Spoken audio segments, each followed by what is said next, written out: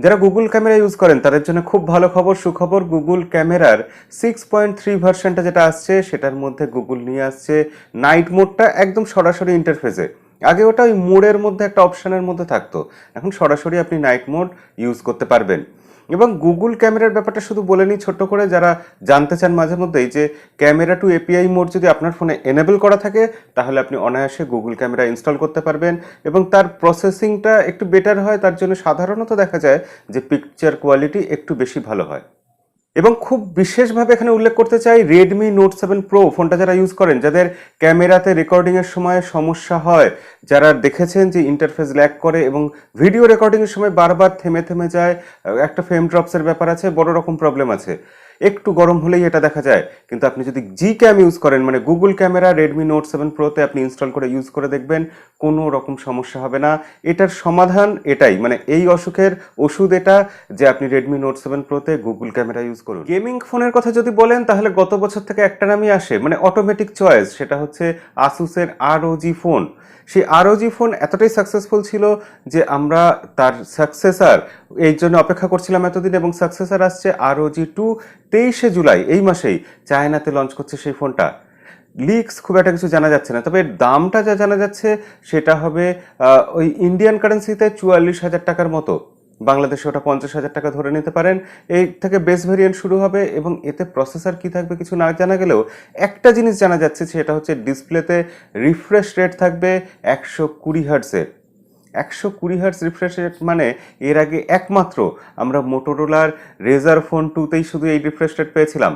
এবার আসুস কি কামাল করবে দেখার জন্য 23 তারিখ অবধি অপেক্ষা, এবং তারপর আপনাদের অবশ্যই সব আপডেট জানিয়ে দেবো। মোটোরোলার মোটো ওয়ান ভিশন ফোনটা মনে আছে? ফোনটা এক্সিনোস 9609 প্রসেসর দিয়ে এসেছিল এবং এই ফোনটার ডিসপ্লে ছিল 6.34 ইঞ্চি ডিসপ্লে, 3500 mAh ব্যাটারি।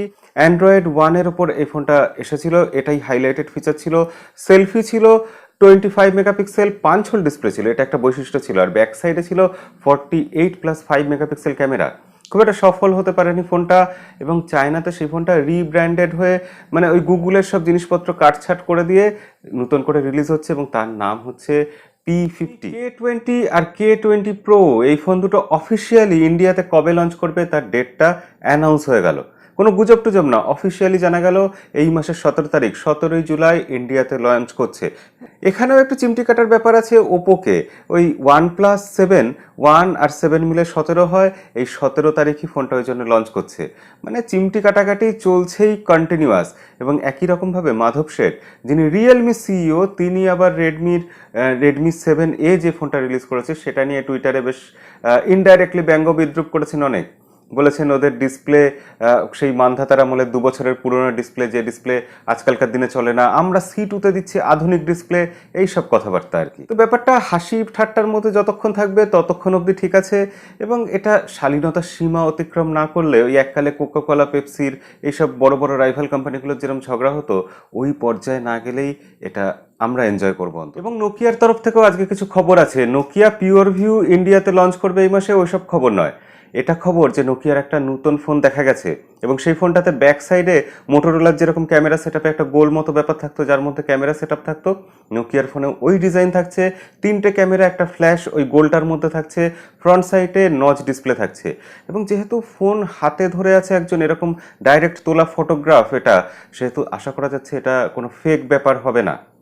যদিও ফেক খবর কিন্তু গতকাল ছিল, কারণ আমাদের রিয়েলমি A1 বলে যে ফোনটার বক্স লিক হয়েছিল সেটা ছিল আসলে ফেক। এমনকি সেটা হিলিও P70 প্রসেসর দিয়ে বেরোবে এরকম খবরও আজকে মার্কেটে গুজব ঘুরে বেড়াচ্ছে। কিন্তু আপনাদের জানিয়ে রাখি এই ব্যাপারটা পুরোপুরি গুজব।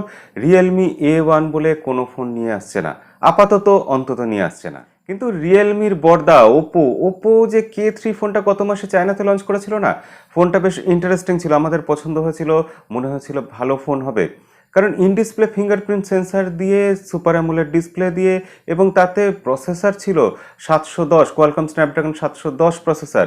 সেক্ষেত্রে ওটা ওই রিয়েলমি X রেডমি K20 এইসব ফোনের সাথে কম্পিট করার মতো, ভিভো Z1 Pro এইসব ফোনের সাথে কম্পিট করার মতো একটা ফোন, এবং সেই ফোনটা ইন্ডিয়াতে লঞ্চ করছে এই মাসেই, এবং তারপর বাংলাদেশেও খুব ভালোভাবে অ্যাভেলেবেল হয়ে যাবে ফোনটার দাম ইন্ডিয়ান কারেন্সিতে ওই 16,000 টাকা এরকম রাখা হবে, যেটা বাংলাদেশে 20-22-এর মধ্যেই আপনি পাবেন। মানে বুঝতে পারছেন, এই সেগমেন্টটাও মানে 15,000 থেকে 20,000, মানে বাংলাদেশে 20 থেকে 25-এর মধ্যে যে ফোনের দাম হবে সেই জায়গাটাতেও প্রচণ্ড কম্পিটিশন এসে যাচ্ছে এবার। একের পর এক কোম্পানি ওই জায়গাটাকে টার্গেট করছে, নতুন নতুন ফোন নিয়ে আসছে, পপ আপ ক্যামেরা থাকছে, ইন ডিসপ্লে থাকছে, অ্যামোলেড ডিসপ্লে থাকছে, অন্তত স্ন্যাপড্রাগনের 7 সিরিজের কিছু না কিছু প্রসেসর থাকছে। এবং পরের খবর বা শেষ খবরে আসি, সেটা হচ্ছে MI A3 নিয়ে। MI A1টা দুর্ধর্ষ ফোন ছিল, কারণ তাতে ক্যামেরা যা রেডমি দিয়েছিল, ক্যামেরা ছিল অসাধারণ। A2 অতটা ভালো ফোন না হলেও তারও ক্যামেরা চেষ্টা করেছিল মোটামুটি আপ টু দ্য মার্ক করার। A3-র ক্যামেরা সেট আপ মনে হচ্ছে ভালো হবে, এবং আমরা যে দেখেছিলাম CC9 ফোনটা আর CC9E, যেটা A3 আর A3 লাইট হয়ে আসবে বলে আমরা আন্দাজ করছিলাম, সেটা বোঝা যাচ্ছে তাই হতে চলেছে। কারণ এর একটা মডেল নাম্বার লিক হয়ে এসছে, সেই মডেল নাম্বার লিস্টেড হয়েছে, তার থেকে দেখে মনে হচ্ছে এত সিমিলারিটি আছে যে CC9E রিব্র্যান্ডেড হয়ে A3-তে আসবে। এবং A3-র ব্যাক সাইড কীরকম হবে সেটাও লিক হয়ে গেছে, ট্রিপল রেয়ার ক্যামেরা, ব্যাক সাইডে কোনো ফিঙ্গারপ্রিন্ট সেন্সার নেই, এসব আমরা দেখতে পাচ্ছি। এবং এই ফোনটা Android One, মানে যেটা A সিরিজের ফোনের বৈশিষ্ট্য, সেই Android One-এর ওপর আসবে, সেটাও লেখা আছে পিছনের সাইডে, মানে তার লোগোটা আছে অন্তত। তাহলে A3 যে আসছে এবং সেটা খুব শিগগিরই মাস খানেকের মধ্যেই আমরা পেতে পারবো, সেটা বোঝা যাচ্ছে। আপনারা কতটা আগ্রহী ফোনটা নিয়ে অবশ্যই কমেন্টে লিখবেন, আর আজকের ভিডিওটা লাইক করে দেবেন। দেখা হবে পরের ভিডিওতে। আজকের মতো বিদায়।